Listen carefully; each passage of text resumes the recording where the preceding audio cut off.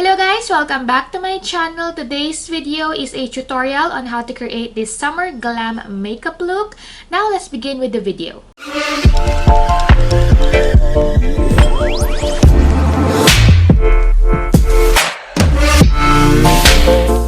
So let's start off with a bare face. I did my skincare routine and then used a primer. I used this Yensa Essential Glow Tone Up Primer. As you can see, I have a lot of redness, but the foundation I'm going to be using today, it will really hide the redness and the dullness on my face right now. I'm going to be using this Woke Up Like This foundation, and I am in the shade 030. I love that this foundation has a pump.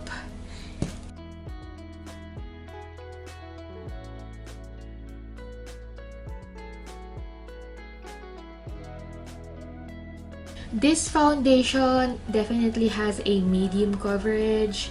It did hide my redness. I can still see my veins over here, but if I layer more, let's see.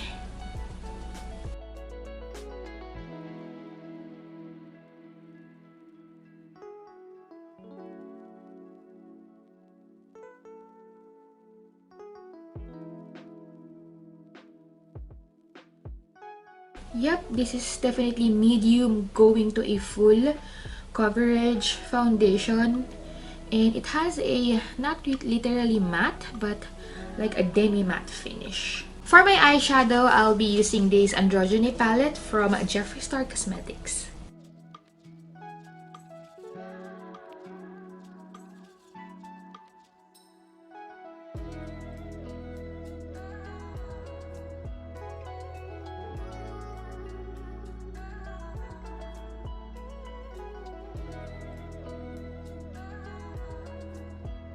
Next, I'm going to use this Makiage Longwear Eye Pencil in the shade Black to tightline my eyes.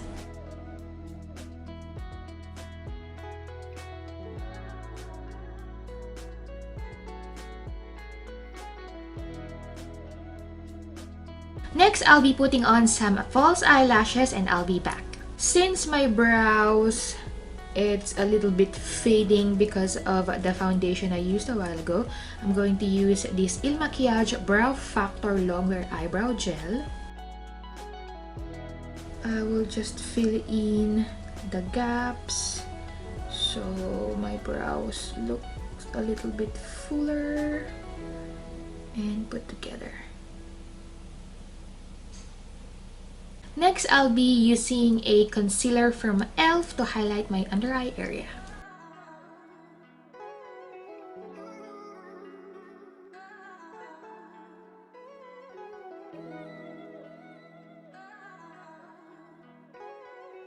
And before this concealer creases on me, I'll just set it with a regular pressed powder. For bronzer, I'll be using this Makiage Mineral Baked Bronzer in the shade Waka Waka.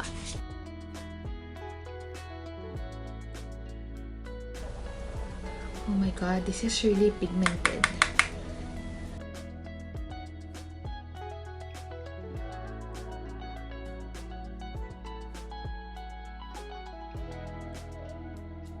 Next, I'm going to use this Mineral Baked Blush from Makiage in the shade Poker Face.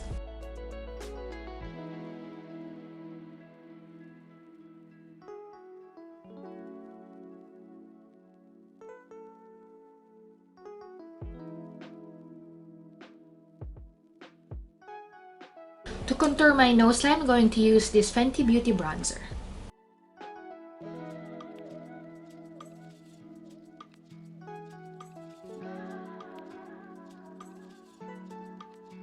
For highlighter, I'm going to be using this Makiage Mineral Baked Highlighter in the shade Halo. I'm going to use this to highlight my inner corner. Oh wow, this is an intense highlight, as you can see. I'll also put this on my brow bone. Whoa.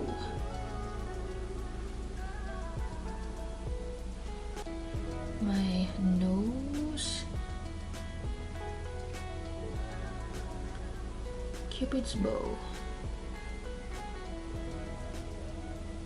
And of course, to highlight my cheeks. Whoa, this is definitely a blinding highlight.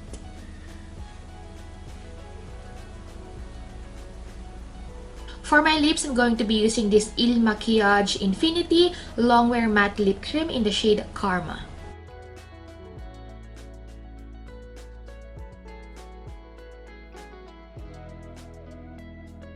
And to set everything in place, I'm going to use this Makiage Hydrating Setting Spray.